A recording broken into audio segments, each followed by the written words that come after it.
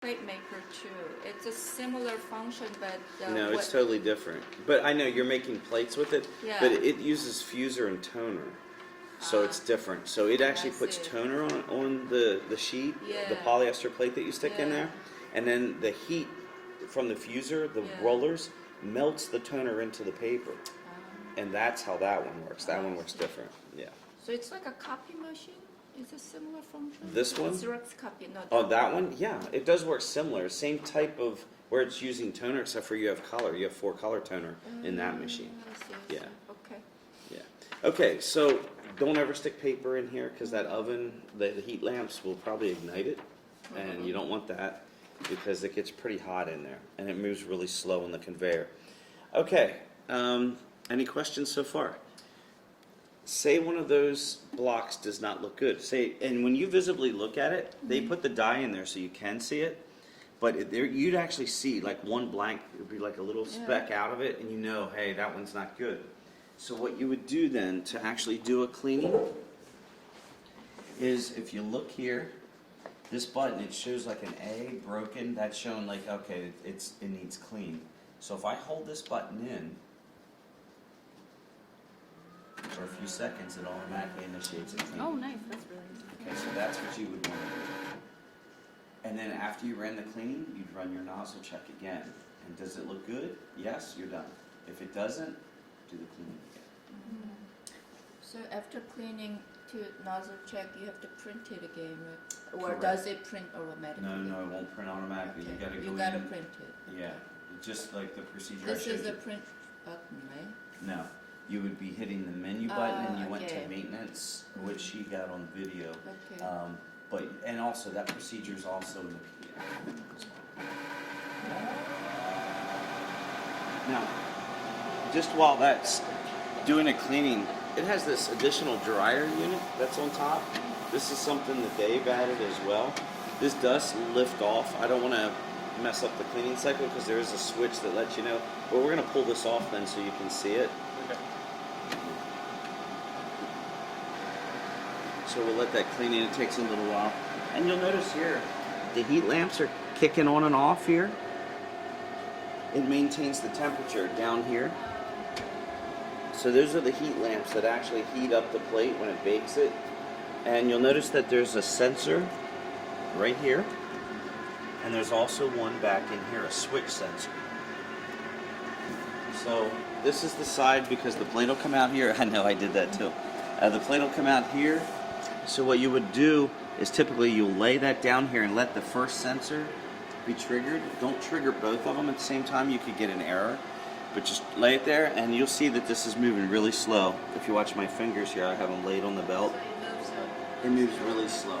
Yeah, and if you put plates back to back, say you made 2 plates but you didn't bake them, keep them about 2 inches apart. So you take that, so it's going to print the image on the plate. And the plate will come right here, and then you'll sit it down here. Yeah, baker, and run it.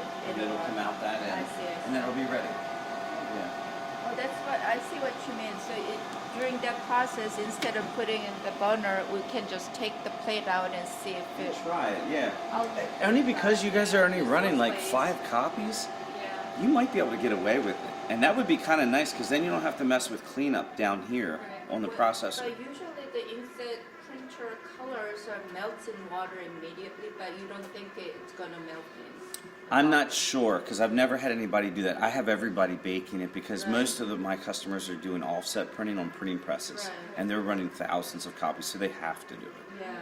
But I think it would be worth a try for you. While that's, okay, that finished cleaning, so it shows ready. So at this point, we could do another nozzle check if we wanted, where we would load a piece of paper again and then do the nozzle check. But everything we know is good. Down below on the processor, you may want to go down on that end. And if you pull that cover off there, that magnetic cover, it'll make it a little easier for you guys to see. But look down below. And down here, you're going to see a basin, okay? I brought some distilled water in. They recommend using distilled water. This takes distilled water in it, and it has a connector here that just sticks in. that should be emptied after a week. They recommend emptying that. If you let water in there too long, it'll build up algae and it'll get nasty and it'll actually clog the pumps and everything. So once a week, you're going to want to dump this water out. You can just grab this basin, unhook this, take it to a sink, dump it out, and then pour new water in. You can just remove this plug, pour water in. I only put a gallon in. You don't have to fill it. And then all you do is you stick this back in. Okay, and then the gum bottle, it screws on the top here. Now what you want to do is fill that halfway full. So whenever you're running this processor, you always want to have that half filled with gum. When you first turn the machine on, it's going to cycle for 3 minutes. Okay. So actually, someone on that side, do you see the switch there up underneath? This switch here? Yes. Yeah. Go ahead and shut that off. And we'll leave it off for a few seconds and then go ahead and turn it back on. So this is going to act like you came in Monday morning and you were turning the machine on to get it ready for the whole week. You're going to notice that, you hear that the pump's running? Let me grab my flashlight right behind you here, and I'm going to show you something. On the center of this clear tray, you're going to see a hose going into the center there. It's actually pumping gum and recirculating it, and it's putting it in between this black roller and the yellow roller. And that's where the gum is going in, and every so often it's bringing some water into it too. And the reason it does that is because of evaporation. So that's why you have the water down below as well. So it's important that you have water in that basin, and that you have at least that gum. Don't fill the gum bottle. Make it half full or 2/3 full. Don't make it any more than that. Okay? Right now is it 2/3? It's probably 2/3 full now, yeah. But don't make it any more than that. Half or 2/3 full. And that'll be good. That'll be good for a week. The way you'll know that you could probably go half, especially as much as you guys are running. The finisher, the gum, will get discolored. It'll get real dark. And if it gets too dark, you know you need to replace it. But most people will, once a week, get rid of the bottle and then put new in. Maximum is that, so lower than that is fine. Yeah, I keep it half full. Always go half full. Always go half full.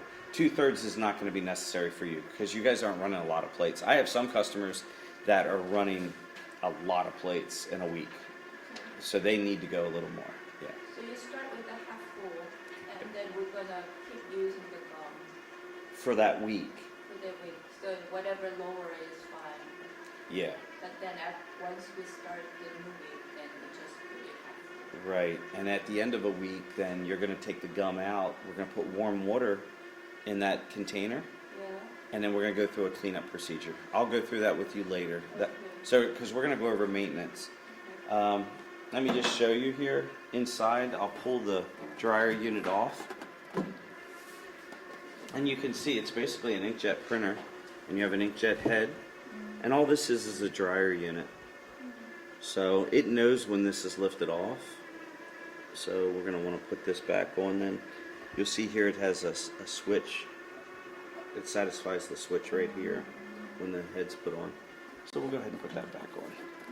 So when you sit this on, you want to make sure it's sat in place. So it satisfies. The inkjet printer running with only one color. That's what it is. Yeah. Yeah. Yeah, and actually, it's not just that it's one color. It's actually running from 2 heads, because remember the first 2 were liquid dot, and the other 6 are your maintenance fluid. Maintenance fluid's just to keep the head clear.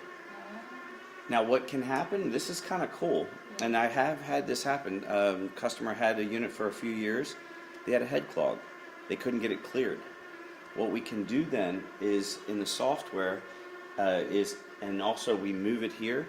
We move the liquid dot to 2 other heads, and we tell it in the software, you're back to running. You don't have to replace the whole head. Where other inkjet printers, when they're running collar, they would have had to replace the head at that point. Yeah. Okay, so the machine itself, you can hear that's going to run for like 3 minutes, and then it'll finish. So anytime you start it up, it'll start that. It gets itself ready. gets the gum on the rollers evenly, and it'll kick the lamps on and off to get the temperature up on the lamps to get everything ready.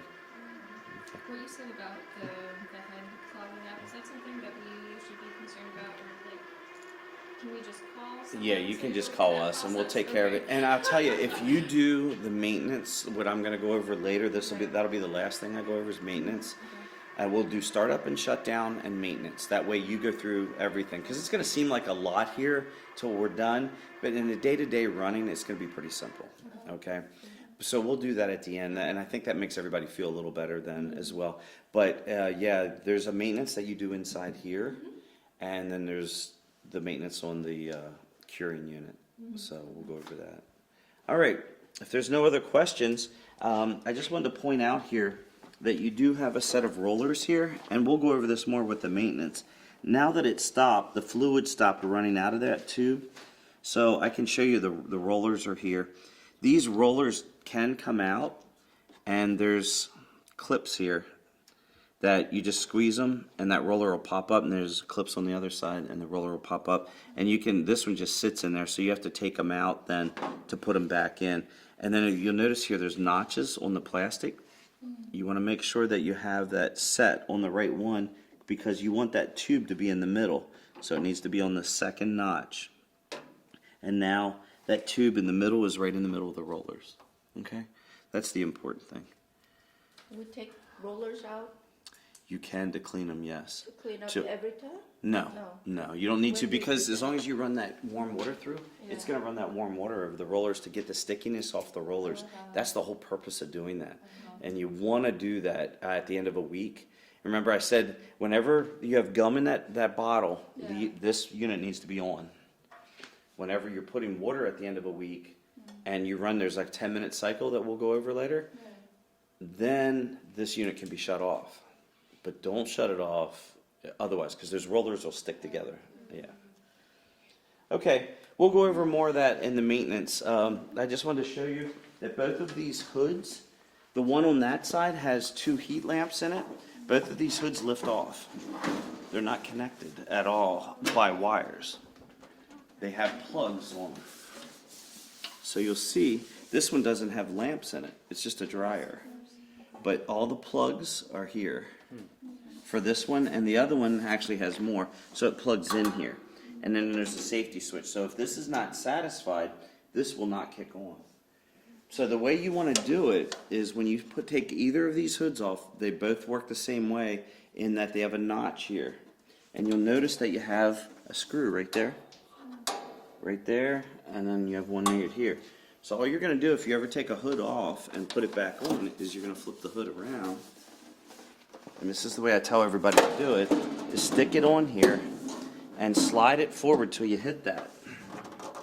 So all I'm going to do, slide it forward till I hit that, plugs right in. Why do we do that? When? Well, in case you had a problem in there, you needed to see what was going on, it makes it easier. Or even if I'm doing those rollers, if I have to pull those rollers out, if I take both of those hoods off, I can see in there better now, and it's a little easier to work. Yeah. What's the orientation of the plate and image when you The put it image in is the up. Image is up. Yeah, when you think about it, the image isn't cured yet, so if I put it down, it would be against those belts. Oh. So you want it up, and the heat lamps are on top, so it's curing it. Yeah. Good question. Okay, that's the main parts of the machine. Let's look at the rip now. And then when we're going to get the rip, I'll show you how it works. But we'll set it up with like at least one computer, and so we can send a job over, and I'll show you how it comes in and how it'll work. And then from there, we'll go over maintenance now. So, and along the way, if anybody has any questions, just let me know. So the software itself, when you booted it up, you saw that you had no password, so you just hit enter, and it comes up. Right now it fell asleep, so it's going to ask for the password again, which it is what? No password. All right. So you just hit enter. So this is the normal RIP software. We launched it when we booted from that icon right there. This software, I can allow you guys to print to this like a printer. using socket inputs, or I can set up spool folders where you just drop a PDF or you're following, and is that the way you